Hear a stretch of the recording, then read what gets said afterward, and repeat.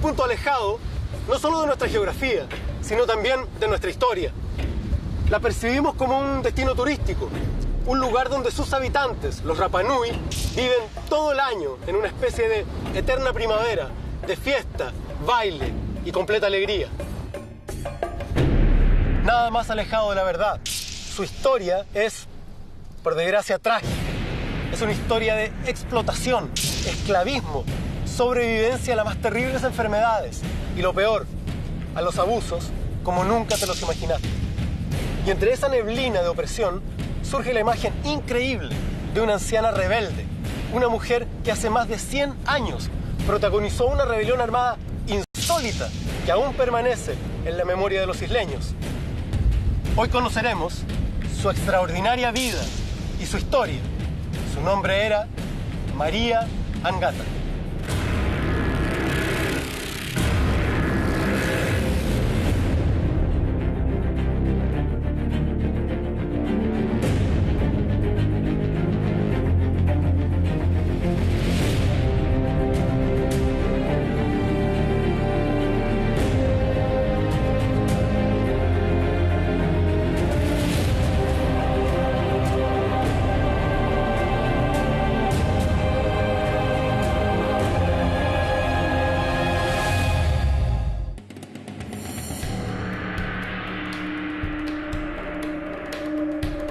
Hay, dos grandes décadas de la historia de Rapa Nui donde cambia todo. Barcos que salían del puerto de Callao, principalmente en Perú, vinieron encargados por hacendados de allá de Perú para buscar esclavos. Y desde los occidentales para adelante, la línea cayó así, porque la cantidad de muertes por enfermedades, las personas raptadas y la pérdida del conocimiento verdaderamente antiguo de la cultura también se fue.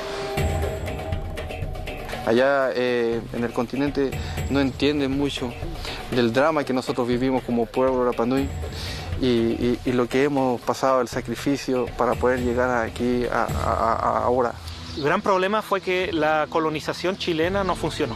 Entonces, bajo esa lógica, su única posibilidad era concesionar. El pueblo Rapa Nui pasa a ser un pueblo esclavo de estos empresarios. Era un trabajo que involucraba a toda la isla y con ellos los isleños también. Era una empresa gobernando a civiles. Justamente. No dejaba hacer nada, pues ni siquiera éramos ciudadanos chilenos, éramos animales cualquiera de trabajo. Trajeron y lo encerraron aquí en el pueblo donde estamos. Ellos quedaron encerrados. Quedaron encerrados en un espacio de 100 metros cuadrados. Esta mujer acá, en una cultura polinesia, patriarcal, es capaz de levantar a su pueblo, de unirlo. María Angata es una persona muy importante para nuestro pueblo, porque fue la primera persona que luchó por los derechos del pueblo Rapa Nui, después de una serie de abusos que hubo aquí en la isla, donde se violó nuestros derechos humanos, nuestros derechos de propiedad. Entonces ella fue la primera persona que luchó por los derechos del pueblo Rapa Nui. Por eso Angata es poderosa en ese sentido, porque ella tiene que tener esa certeza, esa energía, ese poder para decir, nos vamos a tirar en esto, vamos a hacer esto otro, y te mate hasta la muerte.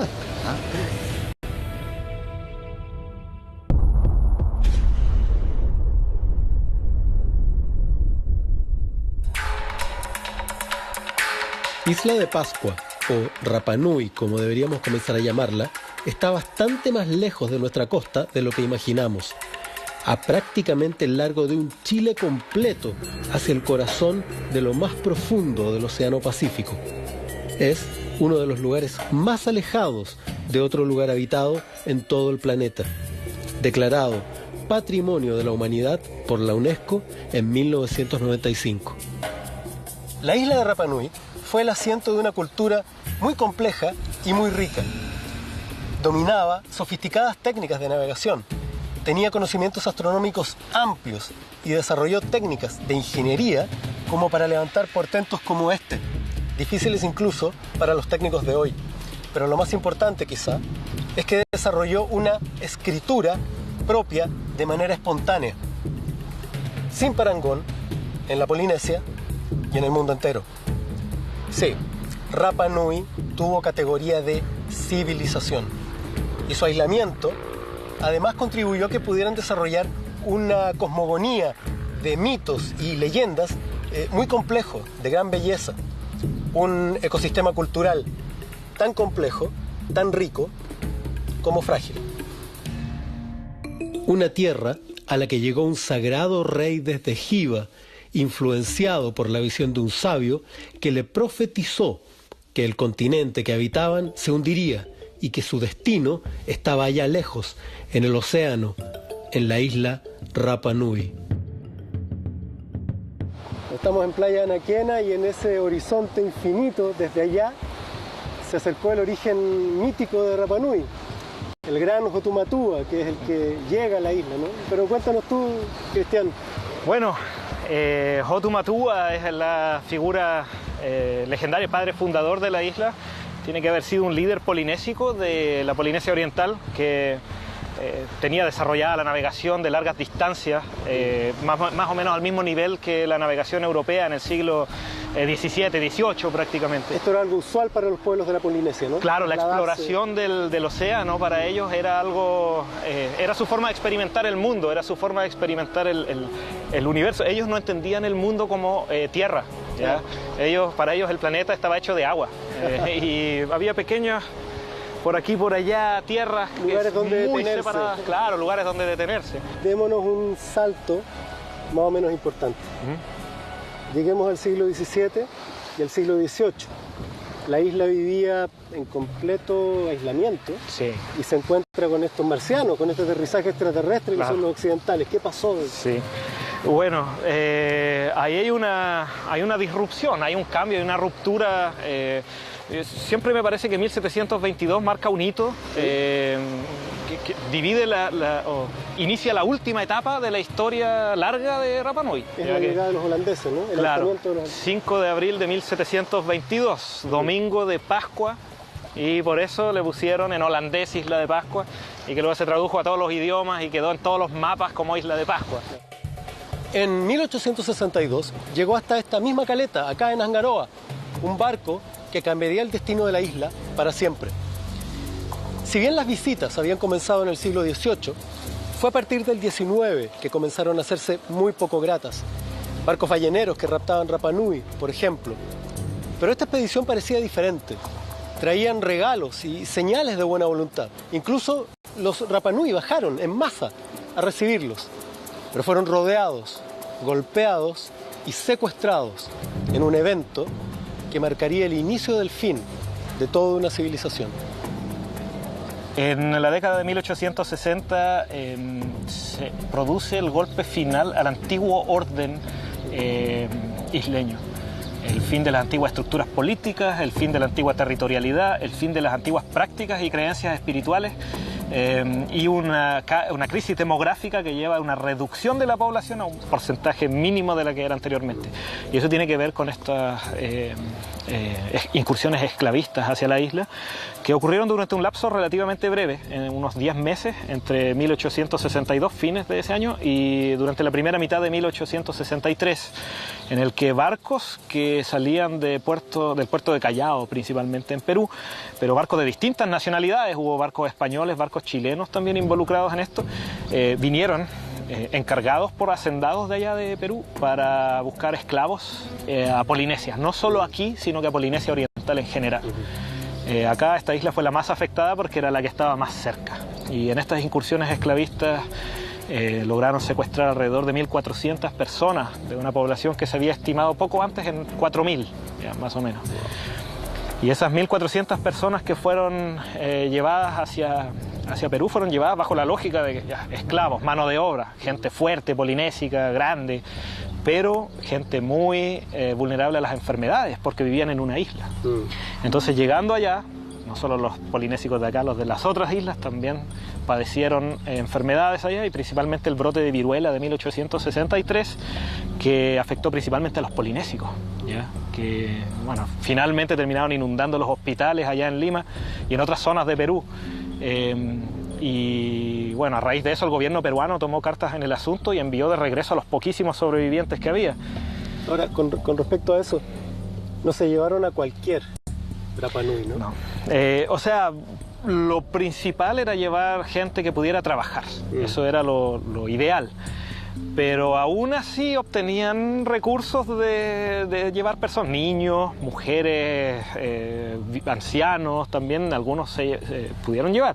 Pero entre ellos, claro, se fue la gente que sabía mucho, por ejemplo, los Maori Rongorongo, expertos en la escritura antigua, se llevaron al Ariki Kaimakoi, y a su hijo, el príncipe Maurata.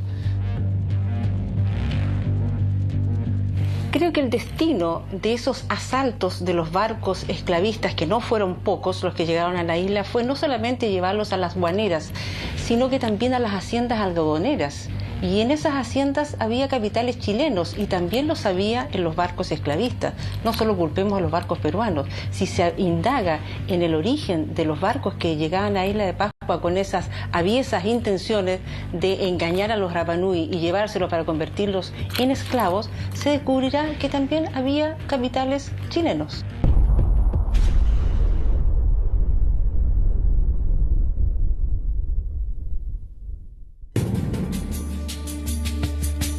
La primera gran tragedia del pueblo Rapa Nui fue el descabezamiento de su frágil estructura social al llevarse a la nobleza dirigente y a los sabios. Toda la escritura, la astronomía, la ingeniería, todo el conocimiento acumulado durante 1500 años por esta civilización única en el planeta se perdió de una sola vez, trabajando como esclavos y muriendo a 3000 kilómetros de distancia en las guaneras del Perú, dejando a un pueblo abandonado, sufriendo con las enfermedades un nuevo y terrible golpe. Lo que ocurrió después de la llegada de los esclavistas peruanos fue prácticamente un apocalipsis para la civilización Rapa Nui. Después del secuestro, de la muerte por trabajos forzados en las guaneras peruanas, de las enfermedades, del retorno de unos pocos infectados con viruela, de la partida de muchos a Tahití, en 1877, solo después de 15 años de la llegada de los barcos peruanos, no quedaban más de 111 habitantes en este verdadero cementerio en el que se había convertido Rapa Nui.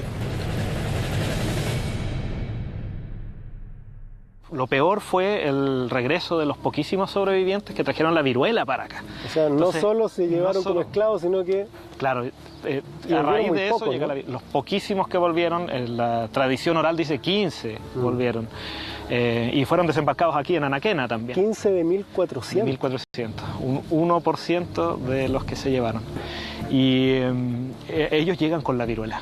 Y esa viruela es la que mata en 1863 y 1864, podríamos decir, al grueso de la población Rapa Nui que había quedado aquí. En un año.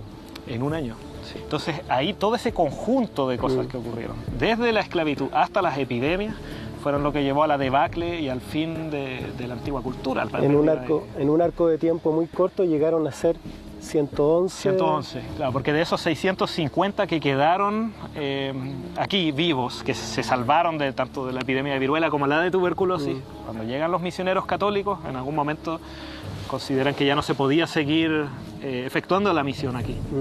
Y ellos se van a Polinesia, se van a Tahití, se van a Mangareva y se van con todos los isleños que se querían ir. Abandonan esto porque no había destino, esto era un cementerio. Claro, era un gigantesco cementerio y había huesos, o sea, decían que moría tanta gente, los mismos misioneros lo describen en sus cartas, que veían esqueletos, osamentas humanas por todas partes, se podían encontrar al aire libre, porque no había suficiente gente capaz de enterrar a sus muertos siquiera.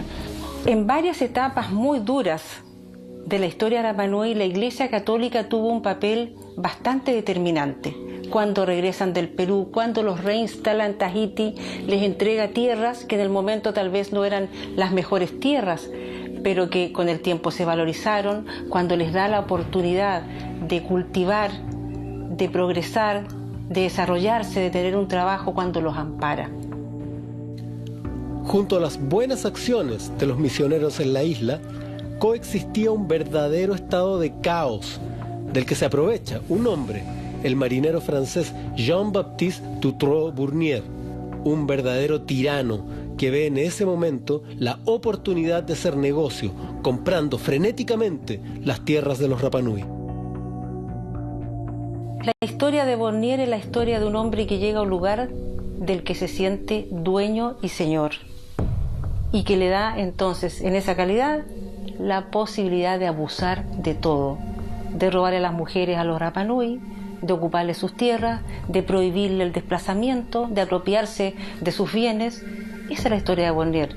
Es la historia de tantas personas como él en la humanidad que buscan solamente el propio provecho y siempre con un afán de propiedad, con un afán de hacerse más ricos, con un afán de control. A Dutroux Bornier no lo mataron por hacer justicia con el tema de la ocupación de las tierras y ni siquiera por sus maltratos. Lo mataron por mujeriego. Bueno, era un maltrato el entrar a la casa de la mujer que le gustaba y apropiarse de ella. A Coreto, su esposa, de hecho, él la raptó, se la robó a Hattutín y su marido. De manera que, hastiados ya los Rapa Nui de que este hombre cometiera estos abusos con sus mujeres, le destrozaron el cráneo. Tras la muerte de Bornier, vinieron al menos 10 años de calma en la isla, utilizados por los Rapa Nui para intentar rearmar su vida, con el vivo recuerdo del horror de su gente esclavizada, torturada, explotada y muerta por enfermedades.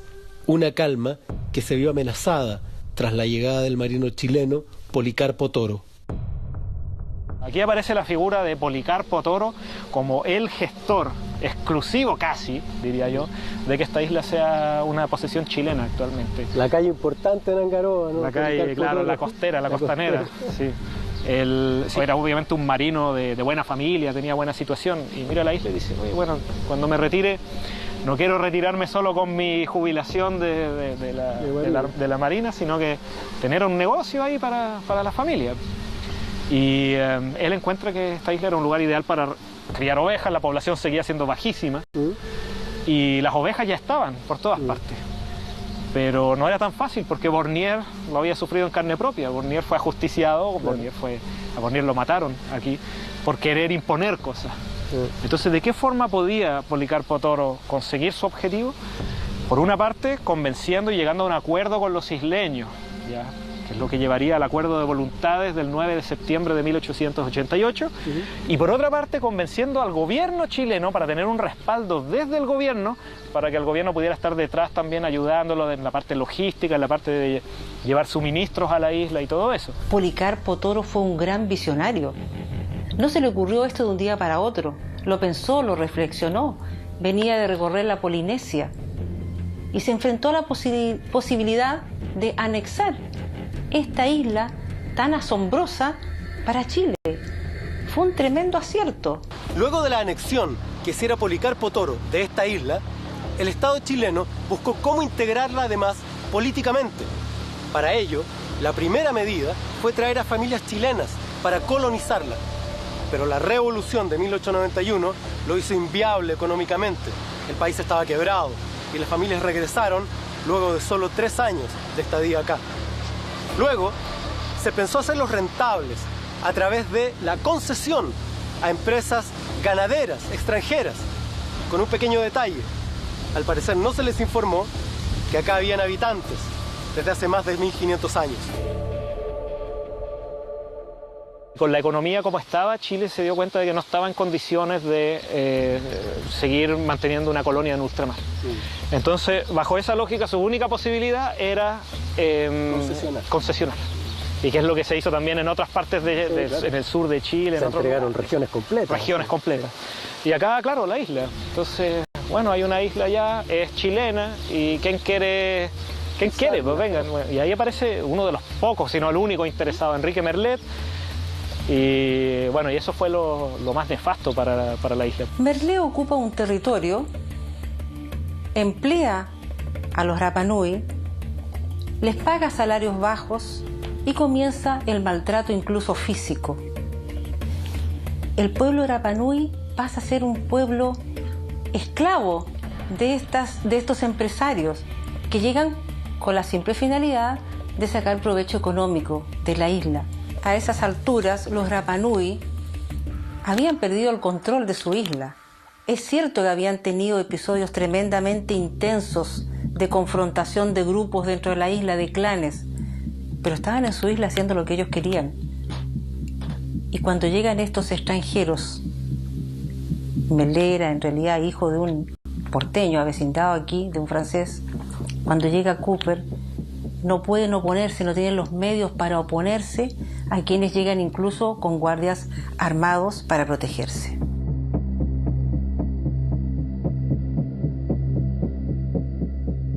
Melete inmediatamente se toma toda la isla, claro. agarra a toda la gente donde vivía en cada lugar, cada tribu en su lugar, como por ejemplo de Anaquena, de Poique, Baijú, Otuiti. Sufrieron una forma de esclavitud, de trabajo forzado. Sufrieron. Hubo abusos sexuales, claro, y también abuso de poder, haciendo trabajar como esclavos a las personas. Merlet empieza esto de hacinar a los isleños, de dejarlos encerrados en el gueto de Hangaroa. Pasa a ser un gueto Hangaroa, con un muro, una pirca altísima que rodeaba Hangaroa y tres puertas que permitían cruzar hacia afuera, pero solamente la gente que Merlet autorizaba. Merlet llegó con guardias del continente y todo eso. Pero de a poco la compañía se dio cuenta de que así tampoco podía funcionar. Hubo varias impugnaciones a la compañía, hubo un par de revoluciones menores en esos años. Hubo una importante que fue la del rey Simeón Liro Caínga, que trató de viajar a Valparaíso a protestar ante el gobierno chileno. Oye, no es lo que nosotros acordamos, nos están encerrando en Hangaroa. Pero allá muere envenenado por agentes de la compañía explotadora en Valparaíso.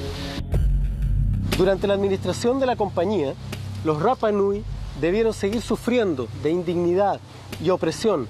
Debieron trabajar por un salario mínimo, incluso realizar trabajo esclavo. La autoalimentación y la autoproducción estaba prohibida, no podían tener chacras, porque debían obligadamente comprar en las pulperías de la compañía. No solo eso, lo peor es que se trajeron guardias armados desde el continente para mantener controlada la población en un espacio reducido, en lo que hoy se conoce como Hangaroa, donde se construyó un muro como este para mantener encerrada a la población Rapa Nui. Una comunidad amante de los espacios abiertos y de la navegación quedó hacinada en una esquina de su propio territorio. La historia de la construcción de las pircas es una historia de engaño, en que se le dice a los Rapa Nui que deben protegerse para que sus cultivos no sean invadidos por los animales y que por eso es bueno que construyan estas pircas. Pero les roban a los animales, se quedan con animales que históricamente fueron enviados desde la Polinesia francesa, desde Tahití, por la Iglesia Católica, y además los dejan encerrados en un gueto con 3 puertas. Ya Williamson Balfour le compra las acciones a Merlet, básicamente. En un momento forman una sociedad y Williamson Balfour se hace accionista mayoritaria. Williamson Balfour, bueno, era una transnacional gigante que tenía negocios de distintos rubros en distintas partes del mundo. La Williamson Balfour intenta ser más amable que Merlet. ¿Ya? La Williamson Balfour trata de buscar un poco más la cooptación, o sea, tratar de, ok, bueno, algunos de ustedes quizás puedan trabajar con nosotros, y trata de que algunos Rapa Nui se involucren y se pongan la camiseta de la compañía. Dividir. Claro, dividir.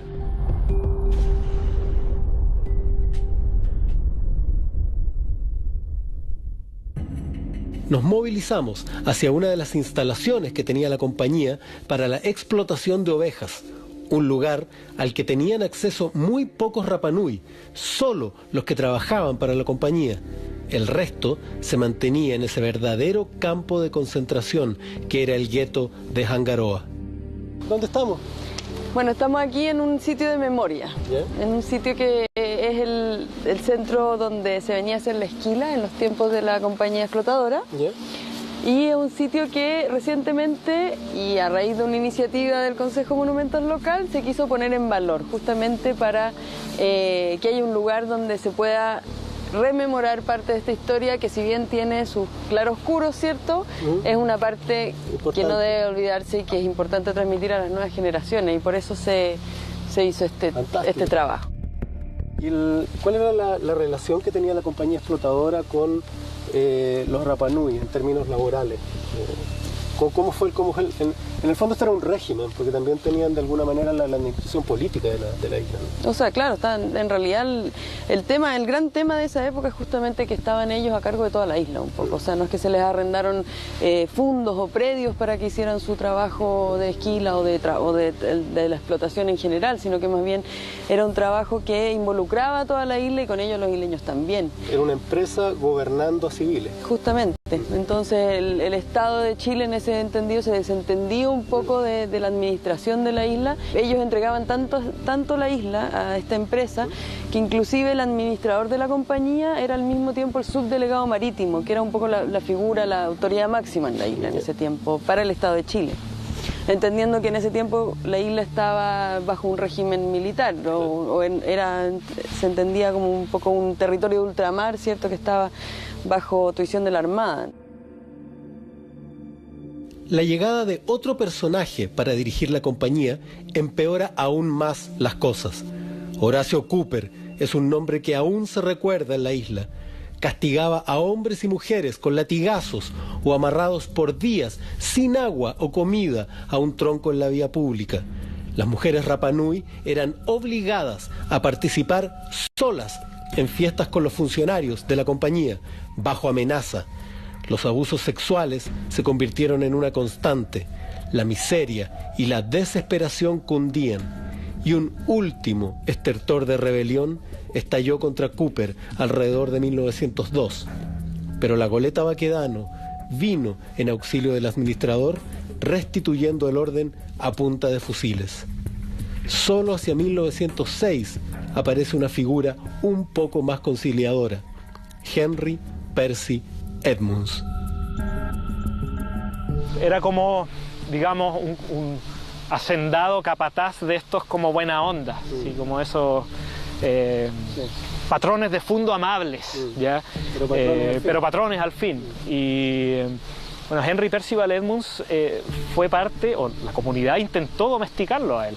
O sea, es un juego de poder, ¿ya? Sí. El que se efectúa. Y parte de todo esto es cómo Henry Percival Edmunds fue introducido a las relaciones comunitarias a través de una serie de, regalos y contrarregalos, y cómo Henry Percival Edmunds se casó con una mujer Rapa Nui también. Así como intentaron hacer con Bornier, tuvo hijos con dos mujeres Rapa Nui finalmente. Y de esa manera intentaron Henry, tus hijos también son parte de la comunidad, entonces tienes que ser un poco más amable. El nivel de depresión que vivían los Rapa Nui era tremendo. Sin poder elegir a sus dirigentes, sin derechos, explotados, disminuidos y ocupados militarmente. El meteorólogo Walter Knoche visita la isla alrededor de 1911 y escribe: hoy día, el investigador se encuentra lamentablemente con un pueblo psicológicamente destruido y que dentro de muy poco, probablemente, ya no presentará rasgos propios. Hacia la década de 1910, la situación en la isla ya no se sostenía mucho. La población había empezado a aumentar un poco, seguían hacinados ahí en el sector de Hangaroa y aparece esta figura de Angata. María Angata Veritaji habría nacido en 1856 en Isla de Pascua. Se supone que quedó huérfana de muy niña, fue amparada por los religiosos católicos que había en la época en la isla, que advirtieron un temperamento especial en ella. Los sacerdotes la protegieron, pero además vieron en ella ciertas condiciones especiales y la mandaron a Tahiti, la mandaron a Mangareva. Ella se casa en Mangareva con tan mala suerte que el marido es un maltratador, que en un momento, por razones absolutamente domésticas, la golpea con una rama de una palmera y le produce un daño mayor. Ella queda casi muerta y lisiada para siempre. Y ella llega a la isla de Pascua para desenvolverse como una asistente religiosa, llámese catequista o misionera. María Agata estuvo involucrada en todos los procesos políticos que vivió la isla, por lo menos desde 1892 en adelante. Ella, después de que ella vuelve de Mangareva, en la Polinesia Francesa, era una mujer de mucho carácter. María Agata estuvo detrás también del movimiento que lideró Moisés Tuguereberi en 1902 contra la compañía y que dejó y obligó a los capataces de la compañía a quedarse parapetados en su casona de Mataveri. Tiene un historial de revolucionaria. Sí, pero todas estas revoluciones fueron siempre sofocadas por la Armada. En 1902 se prohíbe acá en la isla izar la bandera Rapa Nui. La Armada lo prohíbe, el comandante Basilio Rojas Velázquez, y de ahí en adelante hay una situación en la cual a través de la Armada la compañía aplastó toda la resistencia. ¿Y qué era lo que impedía a los Rapa Nui resistir en forma, digamos, violenta o en forma usando la fuerza? ¿Ya? La amenaza de la deportación. En 1902, 4 Rapa Nui fueron deportados de acá. Se los llevaron al continente y nunca más se supo de ellos. En su papel de misionera, ella no se limitaba a convocar a los Rapa Nui a la iglesia, sino que los visitaba. Iba cada día a una casa distinta. ¿Y cómo la recibían? Hacían un forado en el suelo, hacían un fuego en el fondo, seguramente para quitar la humedad, retiraban los leños, posteriormente ponían paja y ella se sentaba allí y desde allí entonces conversaba con ellos. Angata buscaba una reivindicación política religiosa. Su idea de Rapa Nui como tierra sagrada y de los isleños como pueblo elegido para restituir el paraíso sobre la tierra la hacía estar preparada para enfrentarse a quien fuera por los derechos de los Rapa Nui. María Angata era católica, pero la fuerza de su mensaje y la potencia de sus imágenes no habrían calado tan hondo en los Rapa Nui de la época si no hubiera hecho una mezcla entre la imaginería cristiana y la poderosa mitología de los isleños, hablándole de este modo a lo más profundo del inconsciente cultural polinésico de los Rapa Nui.